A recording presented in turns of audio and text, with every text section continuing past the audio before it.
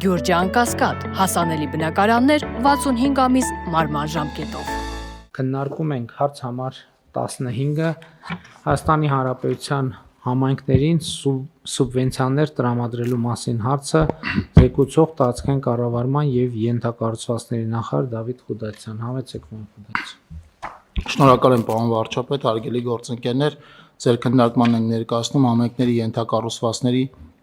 զարգացման ուղղված սուբվենցիոն ծրագրերը 2 միլիարդ 124 միլիոն դրամով համաֆինանսավորելու վերաբերյալ որոշման նախագիծը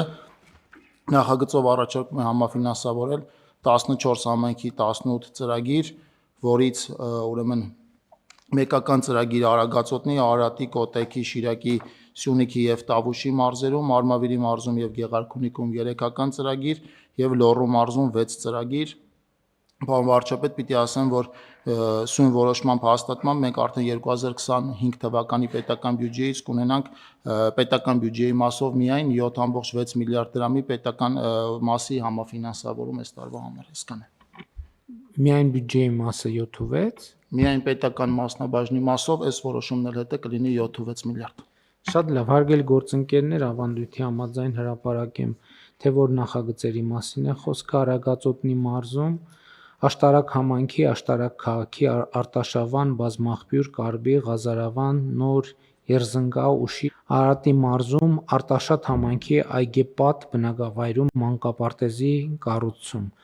Աշխատանքները ավարտվել են, կառուցվել է 100 սանի համար նախատեսված մանկապարտեզ։ Արմավիրի մարզում Արաքս համայնքի Ջրառատ բնակավայրի մշակույթի տան հիմնանորոգում, որը ավարտվել է, էլի Արմավիրի մարզի Արաքս համայնքի Արաքս, Առատաշեն եւ Լուսագյուղ բնակավայրերի ոռոգման համակարգերի կառուցում, աշխատանքները ավարտվել են, 250 տնային տնտեսության համար կառուցվել է ոռոգման ցանց, ոռոգելի տարածքը 100 հեկտար։ Մեծամոր համայնքի Տանձուտ բնակավայրի մանկապարտեզի շենքի հարակից տարածքի բարեկարգում կատարվել է աշխատանքների 95%-ը, բարեկարգվում է 2470 քառակուսի մետր տարածք։ Գեղարքունիքի մարզում Գավառ համայնքի Գեղարքունիք եւ Լանջաղբյուր բնակավայրերում խմելու ջրագծերի կառուցում կատարված է աշխատանքների 90%-ը, Մարտունի համայնքի Ծովինար բնակավայրում ոռոգման ջրատարի կառուցում կատարված է աշխատանքների 85%-ը։ Մարտունի համայնքի Երանոց բնակավայրի մանկապարտեզի համար անհրաժեշտ գույքի ձեռքբերում, գույքը ամբողջությամբ մատակարարվել է։ Լոռու մարզում Վանաձոր համայնքի Վանաձոր բնակավայրի գլխավոր փողոցների լուսավորության համակարգի արդիականացում կատարվել է աշխատանքների 95%-ը։ Ստեփանավան համայնքի Ստեփանավան բնակավայրի քաղաքային այգու եւ ալեյայի անցուղու մի հատվածի բարեկարգում կատարվել է աշխատանքների 95%-ը։ Թումանյան համայնքի Թումանյան բնակավայրի բազմաբնակարան բնակելի շենքերի շքամուտքերի նորոգում կատարված է աշխատանքների 80%-ը, վերանորոգվում է 20 բազմաբնակարան շենքերի 32 շքամուտք։ Թումանյան համայնքի Թումանյան բնակավայրի 5-րդ փողոցի սալարկում տուֆով կատարված է աշխատանքների 95%-ը։ Վանաձոր համայնքի Դարպաս բնակավայրի ներհամայնքային փողոցների հիմնանորոգում կատարված է շինարարական աշխատանքների 70%-ը։ Տաշիր համայնքի Նորաշեն, Ապավեն, Արծնի եւ Սարչապետ բնակավայրերի ճանապարհների սալարկում կատարված է աշխատանքների 70%-ը։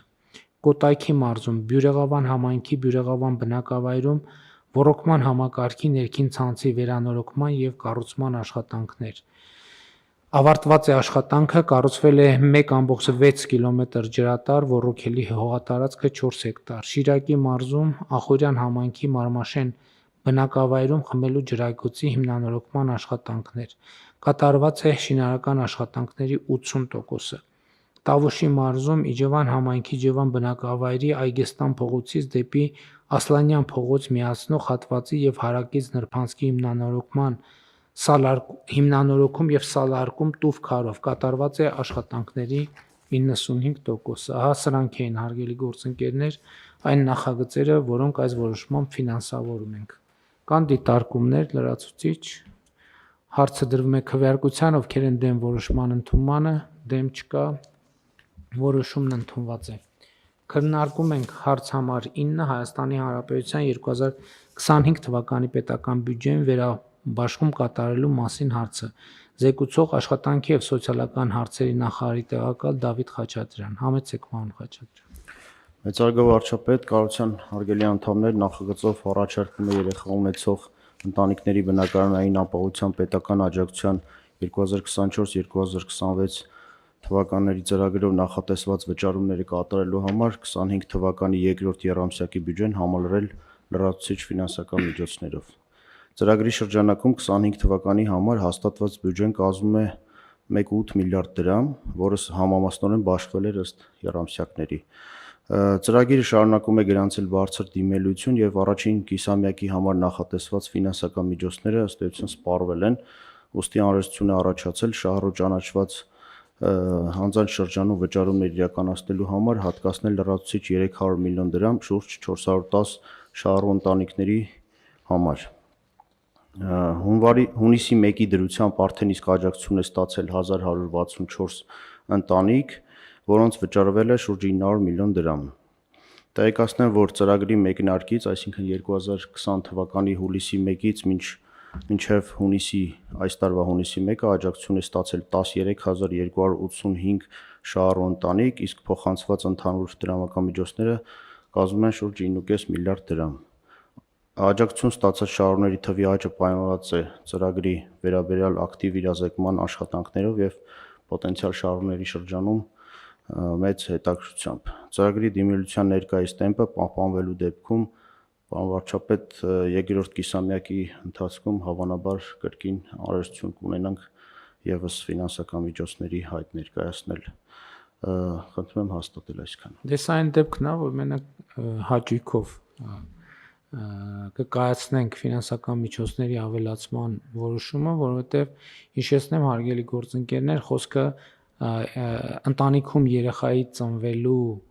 կապակցությամբ բնակարան ձեռք բերելու հարցում ընտանիքներին աջակցություն ցուցաբերելն է։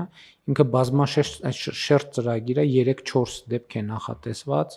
մի դեպք է, երկու դեպք է նախատեսված։ Հա, սկզբից լայն էր, հետո մենք ավելի հասկանալի եւ պարզ դարձրինք ծրագիրը եւ ակնհայտորեն մեր հաջողված ծրագրերից է եւ մենք հատկացնում ենք առաջին երեխայի ծնվելու դեպքում եւ նաեւ հաջորդ երեխաների ծնվելու դեպքում էլ ենք աջակցություն տրամադրում։ Կարճ բովանդակությունը ծրագրի հիշեցնեք, պարոն Խաչատրյան։ Ծրագիրը ունի երկու բաղադրիչ, առաջի բաղադրիչով եթե ընտանիքը ունի արդեն երկու անչափահաս, առնվազն երկու անչափահաս երեխա եւ ցանկանում է տուն ձեռք բերել մարզային բնակավայրում որևէ, ապա այդ դեպքում պետությունը աջակցում է կանխավճարի տեսքով, այսինքն կանխավճարին որոշակի ավելացում է կատարում եւ երկրորդ բաղադրիչը արդեն երբ երեխա է ծնվում այն ընտանիքում, որտեղ ընտանիքը ունի հիպոթեք, այդ դեպքում առաջին եւ երկրորդ երեխայի ծնունդի դեպքում մինչեւ 500,000 դրամ եւ երրորդ եւ յուրաքանչյուր հաջորդի դեպքում 2 միլիոն դրամ միանվագ ուղղում է մայր գումարի մարմնը։ Շատ լավ, իհարկե ժողովրդագրության ոլորտում մենք խնդիրներ ունենք եւ շարունակում ենք ունենալ խնդիրներ, որովհետեւ ցավոք սրտի ծնելիության ցուցանիշները նվազում են եւ մենք ամենատարբեր ծրագրերով պետք է շարունակենք ցուցաբերել աջակցություն այն ընտանիքներին, որտեղ երեխաներ են ծնվում եւ իհարկե նաեւ այս ցուցանիշները ցույց են տալիս, որ այնուամենայնիվ ծրագիրը պահանջված է, բայց մենք հույս ունենք, որ այս եւ մյուս ծրագրերի եւ ընդհանուր առմամբ երկրում մթնոլորտի բարելավման եւ ապագայի նկատմամբ ավելի մեծ վստահություն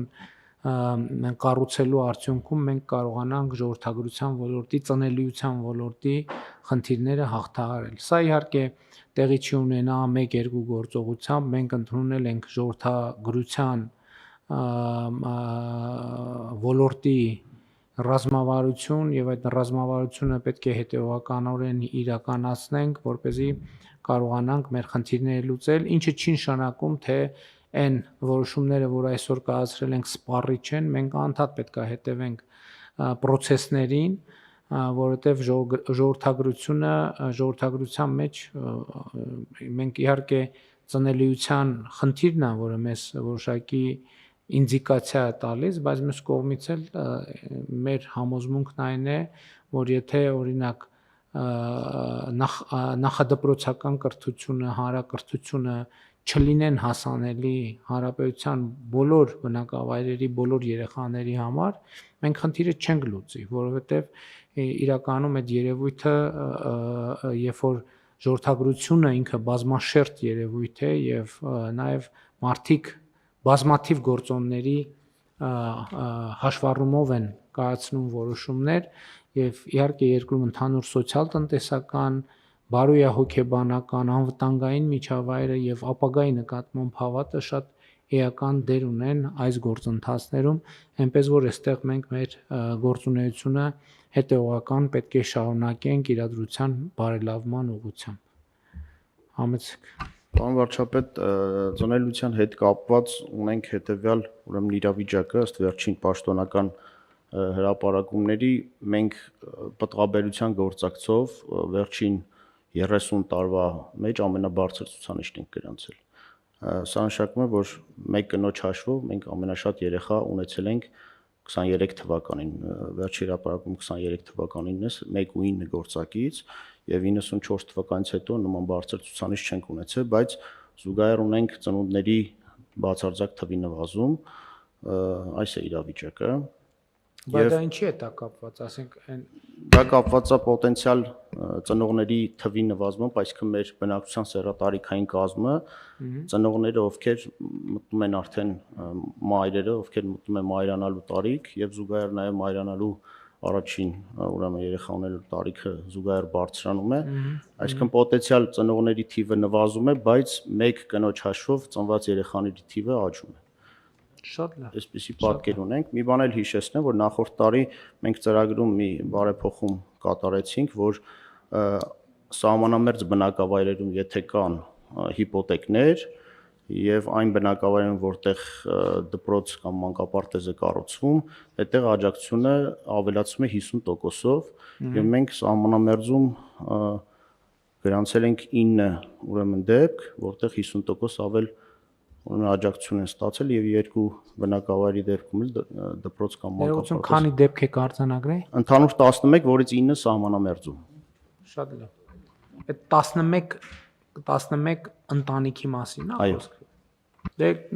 այդ են թվերը չեն, որ մեզ կարող են